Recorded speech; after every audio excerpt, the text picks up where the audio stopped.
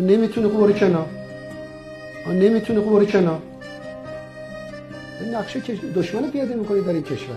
میخوای مردم رو به یأس برسونی، مردم رو به تفاوتی برسونی، کشور رو به اضمحلال برسونی. بعضی مشکلات وقتی خیلی انباشته بشه دیگه حلش کار آسونی نیست. بعضی آسیب‌ها وقتی وارد شد جبرانش خیلی سخته. همه 80 میلیون میفهمیم که اشکالات فراوانی در کاره و از خوب نیست، اما اونایی که رأس کارن هیچ برنامه‌ای برای بهبود وضع ارائه نمیدن. اگر هم از تو ذهن‌هاشونه که ما نفهمیدیم تا حالا. وقتی شما میخوای در درون انقلاب، درون نظام اصلاحات انجام بدی، مانع میشن. خودشون که هیچ برنامه‌ای ندارن.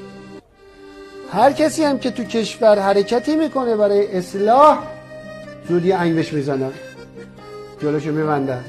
آقا خب شما اگر اشتباه کردی داری کشور میفرستی ته دره، ما چیکار باید بکنیم؟